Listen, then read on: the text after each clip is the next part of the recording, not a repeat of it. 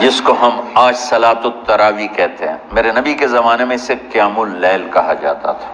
اس لیے حضرت عائشہ رضی اللہ تعالیٰ عنہ کی روایت ہے جس سے 8 رکعت والے حضرات استدلال کرتے ہیں کہ رمضان اور غیر رمضان میں، اس کو امام بخاری نے قیام اللیل کا ہی عنوان دیا ہے، آپ نے 11 رکعت سے زیادہ نماز نہیں پڑھی۔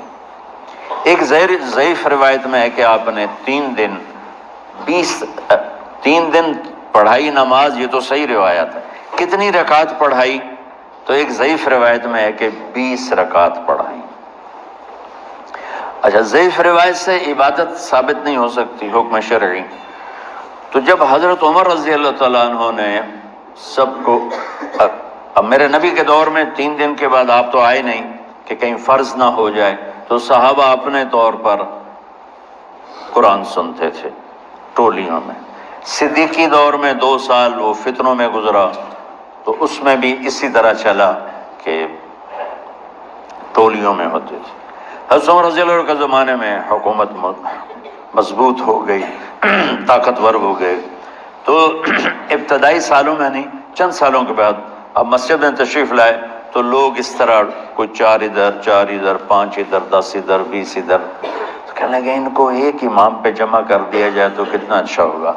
تو آپ نے سب کو اکٹھا کیا اور ابی بن کعب رضی اللہ تعالیٰ عنہ کو امام بنایا، اور سب کو ایک نماز پہ جمع کر کے 20 رکعت کا حکم عطا فرمایا۔ تو حضرت عمر کا یہ عمل اس حدیث کو مضبوط کر دیتا ہے کہ چونکہ میرے نبی نے کہا علیکم بسنتی و سنت الخلفاء الراشدین من بعدی، کہ میری اور میرے خلفاء راشدین کی سنت پر مضبوطی سے عمل کرنا۔ تو حضرت عمر کا جو 20 رکعت طے کرنا ہے، اگر ان کا اپنا اجتہاد ہے تو بھی ہمارے لیے عمل کے لیے کافی ہے، اور اگر ان کو یہ یاد ہے کہ میرے نبی نے 20 پڑھی تھیں تو اور زیادہ اچھی بات ہے۔ لیکن بہرحال جو 8 پڑھتا ہے ہمارا اس پہ بھی کوئی اعتراض نہیں، چونکہ وہ بھی حدیث کے ساتھ بات کرتا ہے، اور باقی پوری امت 20 پڑھتی ہے، ان پر بھی اعتراض نہیں۔ میں ایک جگہ سے گزر رہا تھا، نماز کا وقت ہو گیا، اہل حدیث کی مسجد تھی، میں وہاں نماز پڑھنے چلا گیا، تو ایک بہت بڑا اشتہار لکھا ہوا تھا 20 تراویح ثابت کرنے والے کو 5 لاکھ روپے انعام، کہ 20 تراویح، سینکڑوں سال سے امت کا عمل 20 تراویح آ رہا ہے۔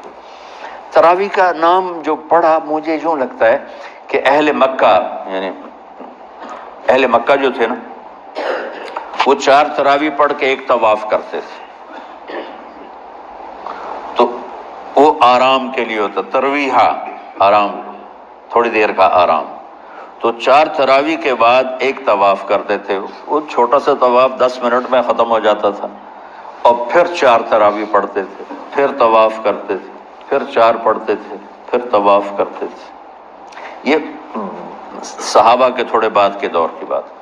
تو مدینے والوں کو پتہ چلا کہ مکے والے تو یہ کرتے ہیں، وہ کہنے لگے اساں کی کریے، انہوں نے کہا اسی 40 تراویح پڑھیں گے، 40 رکعت، وہ 40 رکعت پڑھتے تھے۔ تو نوافل میں کوئی سختی نہیں کہ بھائی 8 سے زیادہ نہیں پڑھنی، بدعت ہو جائے گی، اور 20 پڑھنا بدعت ہے، یہ سب جہالت کی بات ہے، اور یہ 8 پڑھ رہے ہیں یہ غلط ہے، یہ بھی حماقت کی بات ہے۔ جو صحیح حدیث سے دلیل پکڑ کے کوئی عمل کرتا ہو تو بھائیو اس سے بحث نہ کیا کرو، مناظرہ نہ کیا کرو، یہ بہت نادانی والی بات۔ اور امت کا خلق لاکھوں کروڑوں انسانوں کا ایک عمل پہ جمع ہونا، یہ بذات خود اس کی طاقت کی ایک دلیل۔ اور حرمین جب سے میرے رب نے حضرت عمر نے 20 رکعت شروع کی، آج تک وہاں بھی ساری مساجد میں 8 رکعت تراویح ہوتی ہے، لیکن حرمین کی مسجد میں 20 رکعت، ادھر بھی ادھر بھی۔ اور یہ جو وہ وہاں ختم قرآن پہ دعا نہیں مانگی جاتی، یہ کس کا عمل ہے؟ حضرت عثمان کا۔ حضرت عثمان نے اپنے دور خلافت میں تراویح پڑھانے والے سے کہا جب قرآن ختم کرو تو دعا کرنا۔ وہ کہنے لگے جی کیا دعا کروں؟ کہ جو تیرے دل میں آیا کرنا۔ تو ختم قرآن کی رات تراویح کی آخری رکعت میں من الجنت والناس کے بعد دعا کے لیے ہاتھ اٹھانا، یہ حضرت عثمان رضی اللہ تعالیٰ عنہ نے اس کو زندہ فرمایا۔ اور امام دعا کرتا تھا 1 منٹ 10 منٹ 20 منٹ جتنے بھی، اور پیچھے لوگ آمین کہتے تھے۔ وتر کی جماعت نہیں ہوتی تھی، وتر کو باجماعت حضرت علی رضی اللہ تعالیٰ عنہ نے شروع کی کہ وتر کو بھی باجماعت پڑھا جائے، تو یہ ان کی سنت ہے کہ وتر کو باجماعت پڑھا گیا۔ تو اب یہ لہٰذا یہ سارے سنت جو کام ان خلفۂ راشدین سے ہوا وہ بھی سنت ہے۔ تو اللہ نے ہمیں ایک عبادت دے دی کہ میرا قرآن پڑھو اور سنو۔ پہلی امتوں کو تراویح کیوں نہیں تھی یا قیام اللیل کیوں نہیں تھا؟ کہ ان کو اپنی کتاب یاد ہی نہیں ہوتی تھی، وہ اپنی کتاب کے حافظ نہیں ہوتے تھے، وہ اپنی کتاب یاد ہی نہیں کر سکتے تھے، صرف نبی کو یاد ہوتی تھی۔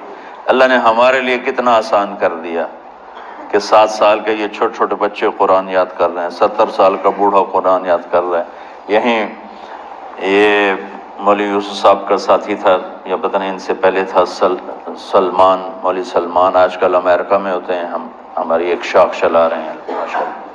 وہ شروع میں یہاں تھے تو یہاں تراویح پڑھانے کے لیے ہمارے پاس حافظ کوئی نہیں تھا، وہ حافظ نہیں تھے، وہ صبح بیٹھ کے شام تک 1 سپارہ یاد کرتے اور رات عشاء کی نماز میں سنا دیتے۔ 30 دن میں قرآن یاد کر کے سنا دی۔ مطلب یہ سنی سنائی بات نہیں، ہمارے اسی حسنین، اسی ممبر اور محراب کی بات کہ یہیں اسی مسجد میں انہوں نے صبح سے مغرب تک یاد کرتے تھے اور پھر عشاء میں کھڑے ہو کے سنا دیتے تھے۔ پیچھے ہوتے تھے لقمہ کوئی دینے والا شاید، لیکن بہت خوبصورت پڑھ کے 1 دن میں یاد کر کے سنا دیا۔ اور ایک مجھے نام بھول گیا کہ 3 دن میں قرآن یاد کیا، 10 سپارے 1 دن میں یاد کیے، 10 دوسرے دن میں یاد کیے، 10 تیسرے دن میں یاد کیے۔ وَلَقَدْ يَسَّرْنَا الْقُرْآنَ لِلذِّكْرِ فَهَلْ مِن مُدَّكِرٍ۔ تو اللہ تعالیٰ نے اس کو نصیحت کے لیے بھی آسان کیا ہے اور یاد کرنے کے لیے بھی آسان کیا ہے۔ کوئی کتاب پہلے یاد نہیں ہوتی تھی کسی کو، ماشاءاللہ تم میں کتنے حفاظ بیٹھے ہیں اللہ کے فضل سے۔ تو اللہ نے ہمیں رات کی نماز عطا فرمائی، اور چونکہ یہ ایک مشقت ہے تو میرے نبی نے کہا یہ رات کی نماز کے ہر سجدے پر 1500 نیکی لکھی جاتی، 1500 نیکی لکھی جاتی۔ اور اللہ تعالیٰ ہر سجدے پر جنت میں ایک محل بناتا ہے جس کے 60,000 سونے چاندی کے دروازے ہوتے ہیں، اور ایک درخت اس کے لیے لگاتا ہے جس کے نیچے 100 سال گھوڑا دوڑ سکتا ہے۔ تو رمضان کا اہتمام آپ رجب سے شروع فرما دیتے تھے۔ میرے نبی نے 9 رمضان دیکھے، 9 رمضان اپنی زندگی میں، 9 رمضان۔ 10ویں رمضان سے پہلے آپ اللہ کے پاس تشریف لے گئے۔ آپ کی زندگی میں روزے فرض ہونے سے آپ کی وفات تک 9 رمضان گزرے، اور میں قربان جاؤں اپنے نبی پر، اپنی امت پہ کیسی شفقت تھی۔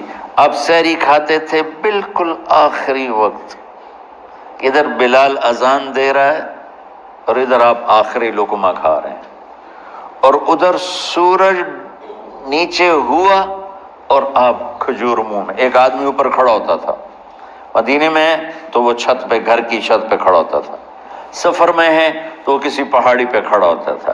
جو ہی سورج کا کنارہ نیچے جاتا اب فوراً وہ کہتا یا رسول اللہ قد غربت، تو آپ کھجور منہ میں ڈال لیتے تھے، یا پانی، کبھی پانی سے افطار فرماتے تھے، کبھی کھجور سے افطار فرماتے تھے کہ میری امت پہ بھوک کا وقت کم سے کم آئے۔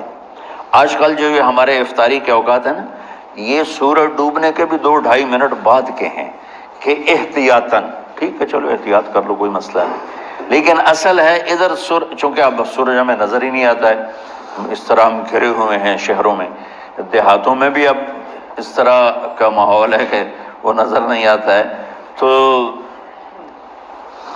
بہتر کہ ادھر سورج غائب ہو، ادھر لقمہ منہ میں جائے، لیکن یہ تب ہے جب آپ نظر آ رہا ہو۔ اب جب آپ یہاں بیٹھے ہو حسنین میں تو یہاں تو کوئی سرو نظر نہیں آئے گا، یہاں تو منار ہی نظر آئے گا، تو لہٰذا احتیاط ٹھیک۔ ہمارے اہل حدیث بھائی وہ 2 منٹ پہلے ہم سے افطار کرتے ہیں، تو بڑی اچھی بات ہے کہ سورج کے غروب ہونے کا جو اصل وقت ہے اس کے ساتھ ہی افطار کرنا۔ اور سحری میں ایک واقعہ سناتا ہوں، آپ سحری کھا رہے تھے، بکرے کی سری پکی ہوئی تھی، تو مولا علی رضی اللہ تعالیٰ عنہ اور عرباض بن ساریہ رضی اللہ تعالیٰ عنہ آپ کے ساتھ کھانا کھا رہے تھے، تو حضرت بلال ہے، یا رسول اللہ وقت ختم ہو گیا ہے، میں اذان دینے جا رہا ہوں، آپ برائے مہربانی کھانا پینا بند کریں۔ اور یہ کہہ کر چلے گئے۔ چھت، ایک انصاری عورت تھی، اس کے گھر کی چھت پہ چڑھ کے اذان دیتے تھے، چڑھنے لگے تو پھر واپس آئے کہ دیکھوں اللہ کے نبی نے کھانا چھوڑ دیا یا نہیں، آ کے دیکھا تو وہ کھا رہے تھے، انہوں نے کہا یا رسول اللہ واللہ ہے